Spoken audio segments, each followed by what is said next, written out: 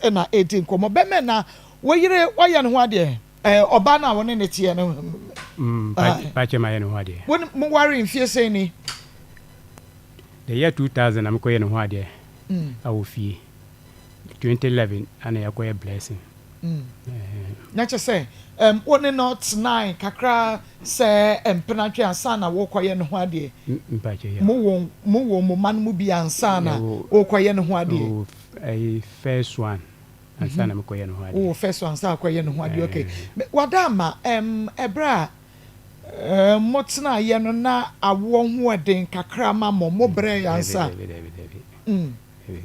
Pacho kasagu fidie minu ne di komo yente pacho David mo amre David okay na ya samu o ye wiase e ba ya ye wiase e ba ye ayami yo wa wunum emu mienu enye wodia I see enti ebra oba no fefro tema won ne tena ye na wo hwe bra wo fefro no firstborn no ebra wo wo ye no na esiso a unu se firstborn ye wo ugidi pa na wo mansa wo ba wo ansa na wo be fa no pa che David okay ono na me start ya me di waro no okay enti firstborn no enya fiese ansa na wonyin se na chi onya 8 years ansa ne ye wo na chi okay wo ye adwuma ben me ye adwuma wa education service non teaching staff. Oh, okay.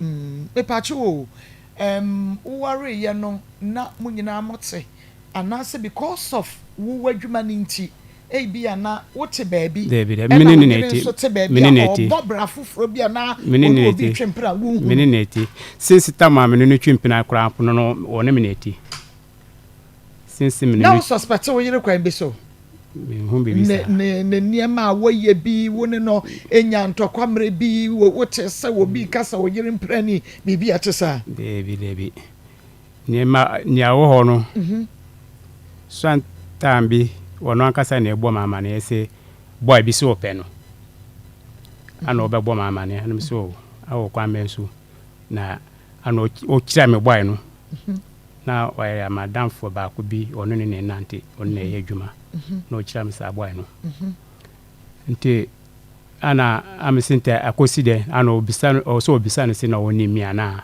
o se to wonim se menu wonim se menu no na ye ho ana obisa boy ne se boy ni nim wo ai ana o se boy no jisu se ai na kore wonim mi ana obisa boy no se to wonim se menu no na ye de ene ye ho ana ana o se ni aboy ni ka kira se wono ana o pe na nyame mom na ye de o pe mi na se me ware no se ma ware no kura mpo no awon chi mi yire according to no senior no ka kira me no okay na sabre ya ba ye say enkura yi emienu enya wodia no what to say be as boy no kan so na woni mo no woni mo no okay what to say mu ba ako eye boy ne dia na anu na first born no akotena ne nche no boy na wo yire ka kire wo se wase ne pai no wono na first born akotena ne nche na se time woni no o ka kire ne se wase ne pai no na wawo ma wo firstborn na wi ne anya wo no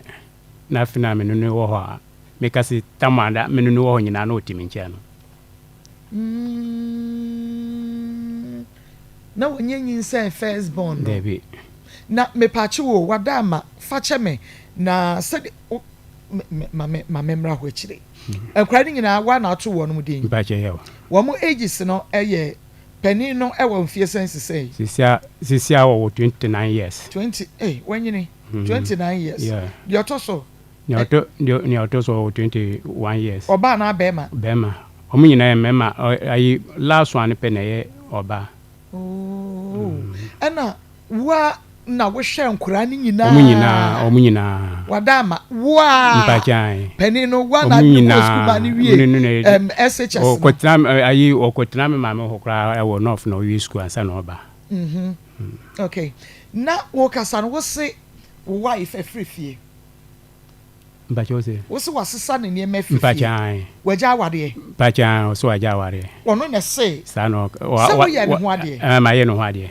Okay, intino eno an say wasesa ne ne mafrefie se waja awade. eno ano no wasisa ne niema no koye no mekọ ne maame ho ne mekọ bọ na amane mekọ bọ na maame na amane in fact no maame no suye se oba na sesa ne niema afimi dem ho because na maame no suye pa na me kura ma no me hu si me san kọ bọ na amane na nso ayese me ye ne sa amamre kwan so te o ha no frɛ no so bisa ne nsama na omo frɛ no bae omo frɛ me so na ye nyina yakɔhyia nti woni abusuafo ne hyia ano omo kan ya wose won chinchina won ware omo kan ni nyina so ne senti a osi aware no on ware biem ose won ware biem wantimi a mo charge bia ebia obo no wantimi akasa wo bo David ana ebia won search de wunyi sika on omo ho kyere wo ne nkoda no David won tete wo ba no mimi tete no because ade simi crampo sabi se store wo ho a bibia wo store no na that time no kotogu nyina ko fa ne mariba wa na o she ni dwa yes man ko togo kwan so me se na edwa no no so no modi mbo no odibi shema na store no gina store gina fine